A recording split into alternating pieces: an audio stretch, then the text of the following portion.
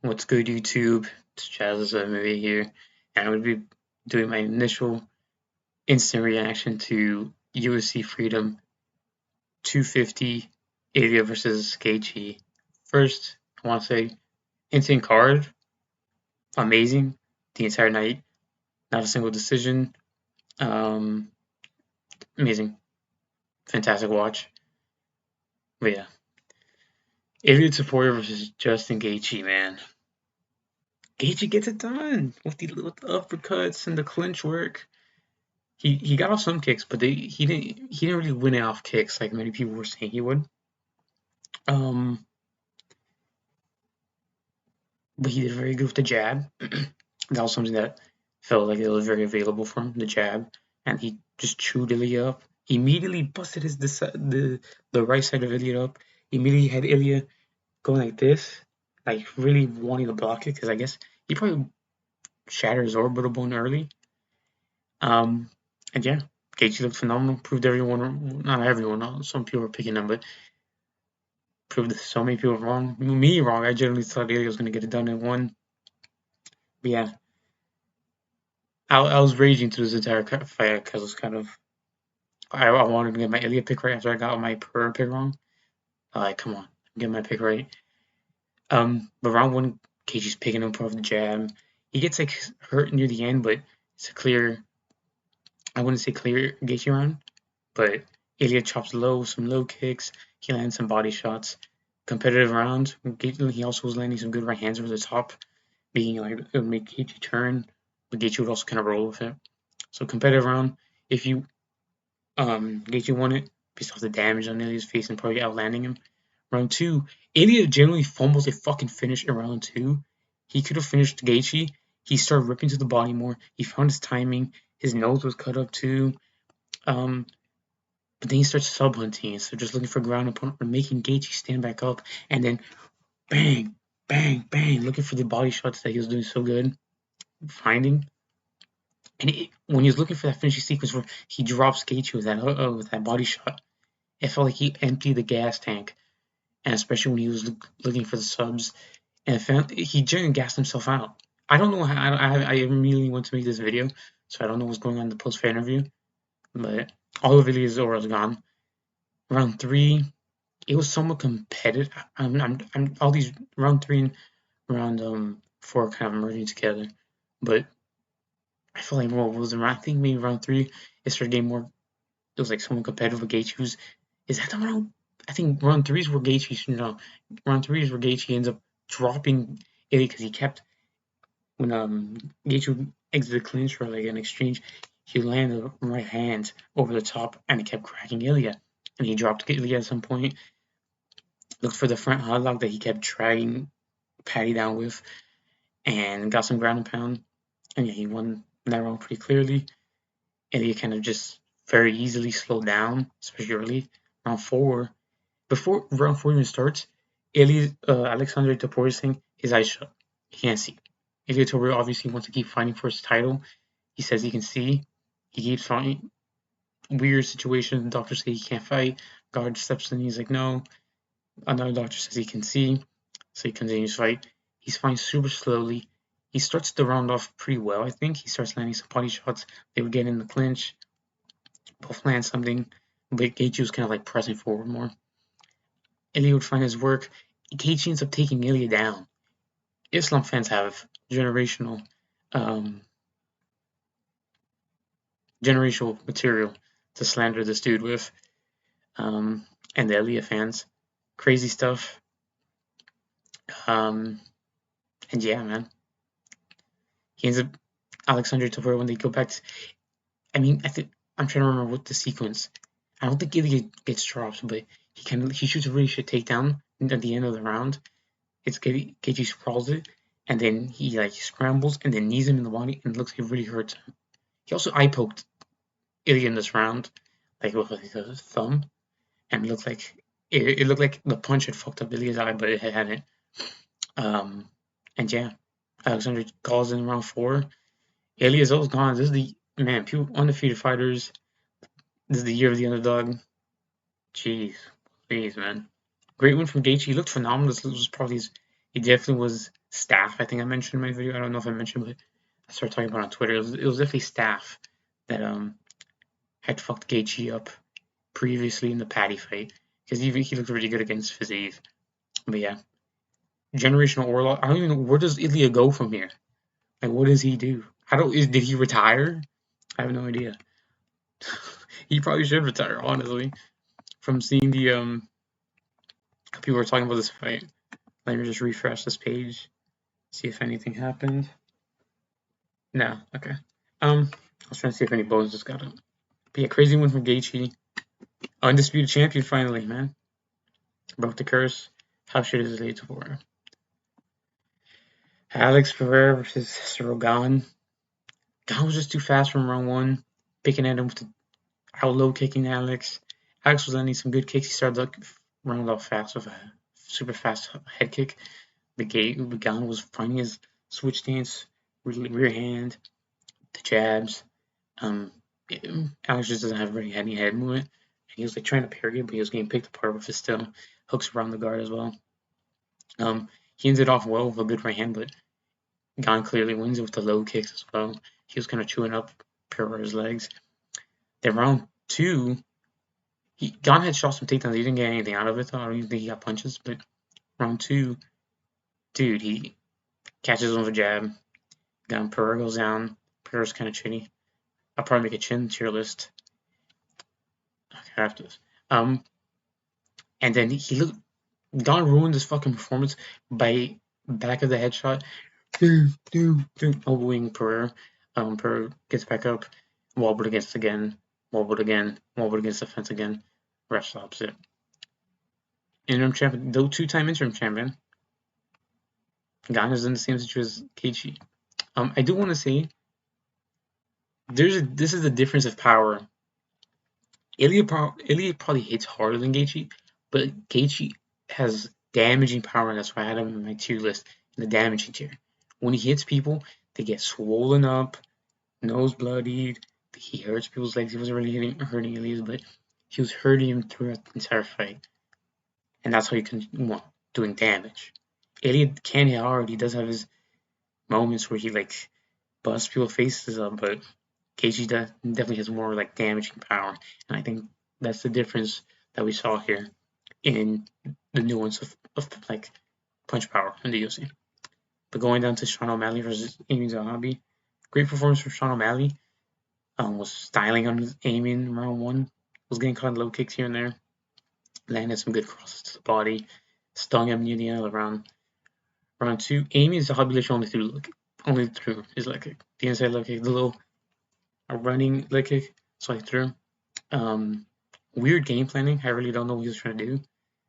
It was landing. It was doing well for him, but O'Malley ended up finding his timing, catches him with I already forgot the KO sequence. So much just have it on this card. Catches him with I think a right hand, sends him to a knee. He pops right back up. Bam! Puts him down again.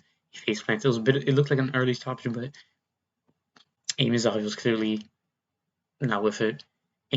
Sean O'Malley, as soon as Zahabi goes down, salutes. Amazing moment. Amazing performance. But he was getting chewed off a lot. But Joe Rogan, dude, shut up. 2 low kicks. That leg is. I sound like Chill Sonnet. That leg is done, man. That leg is getting chewed up. Shut up, Joe Rogan. We get he's landing leg kicks. Sean O'Malley's not being disabled by them. He's switching stance. He's doing fine. He's not like limping after getting leg kicked. He started just twirling around when he would get leg kicked to move with it. So yeah, great win there from O'Malley. Josh Hawker versus Derek Lewis. Lewis just kind of quits. Josh Hawker starts slow, like he doesn't do what I expected, like he did with Chris Blades. But he ends up shooting a takedown, controlling Derek. Derek generally looks like when he's on his back, he generally looks like he was ready to quit. Josh Hawker landing great ground and pound, and then at the end of the round he looks for an armbar, wasn't in, but he was pulling for it. He didn't really have the angle for it, I don't think, or the grip for it. Then round two, they start getting more scrappy. Josh Hawkins starts landing some more punches. If he just starts clinching with Derek, because I think he didn't want to get like caught off the break by like a big punch or like in the middle of an exchange, so he would like clinch with him, and he didn't want to be like pulled in by like a possum. So he was letting just bam him. He'd come in, Lewis would like flop against the fence, throw something big. Hawkins would already be out the way because he pressed him, pushed away. I think he got like a takedown stuffed, but he eventually just started putting hands on Derek Lewis throughout the round. Gets the TKO round 2. Good performance from Maka, man. Looked good. Him versus Volkov, him versus I think Pavlovich. I think that's what they'll do. They'll probably do Gunn versus Aspinall whenever Aspinall's ready to come back, and they'll probably do Volkov versus Pereira or something like that. Rufi versus Chandler. This was just brutalization. Nothing much to say. Rufi just brutalized him pretty badly. Spinning wheel kicks. I think like hurt Chandler on the guard, had him literally running around the cage, and like Chandler would run around the cage again. He's like, whoa, whoa, weird stuff. He's just trying to like hype himself up. But yeah, Rufi looked good. Started just putting hands on him. He just clearly isn't Michael Chandler, who's retiring. Yeah, he did a little bit better than I expected. Or maybe Chandler just did worse than I expected. I thought he would be a little bit more durable, but he is taking loads of damage throughout his entire career, so makes sense. Great performance from Rufi. Had no respect for Chandler at all, had the hands down completely, was fighting the right hand, making Chandler run every time he landed it. And yeah, embarrassing. Bo Nickel versus Kyle Dawkins. I don't even know what I was going to say. Bo Nickel immediately got a takedown, cuts Dawkins, I think it was over, it must have been over his left side, and it like swells him up. Bo Nickel's controlling for like until like the last 50 seconds of the round. Herzog stands him up, finds a nasty overhand and a lead hook, sends Dawkins flying down to the canvas, gets the finish. Great stuff from Bo Nickel. He's improving. He did prove me wrong here. But it was a very good performance, so it was good to see. And well, this is the last part of the card. To start off this card, Diego Lopes versus Steve Garcia. I won't lie, Diego looked really bad. Kind of just wasn't doing anything. He was kind of playing Steve Garcia's game for the first round. Steve was doing good stomping, landing a jab, even because he was a southpaw. So, he's landing the jab pretty well. Hand fighting with Diego, because Diego likes to just reach with his lead instead of actually throw the jab. Diego was doing something really dumb, like he would throw the cross, but down instead of changing levels. He would just throw it, and instead of landing it to crack Steve in the chin, it would just land and raise the body. It's kind of interesting to see. But yes, Garcia was doing good with the kicks. Diego Lopez's kicks looked pretty off, looked pretty bad in round 1. And yeah, the good cracked him with the lead hook as well. He hand feint the jab, lead hook, and he would start off the lead hook, touch with the jab. And yeah, Steve Garcia looked pretty good in round 1. I think they may have rocked each other off balance with big hooks, a goofy exchange at some point near the end of the round. But it was a clear Steve Garcia round. Round 2, Diego Lopez ends up forcing him into an exchange. And I forget what it was, but he lands I think a left hook that sends Steve Garcia into a knee. And then when Steve Garcia is recovering, Diego's still in the pocket. And he said in his post-fight interview, he's one of the most dangerous dudes in the pocket because he does hit hard, and that's pretty much where he wants the fight to be. And if you're someone who's so much shooting like Steve Garcia, it's not a good idea. I didn't mean that for that with a rhyme, but yeah. Guess for K round 2, not the best performance, but Steve Garcia is tricky.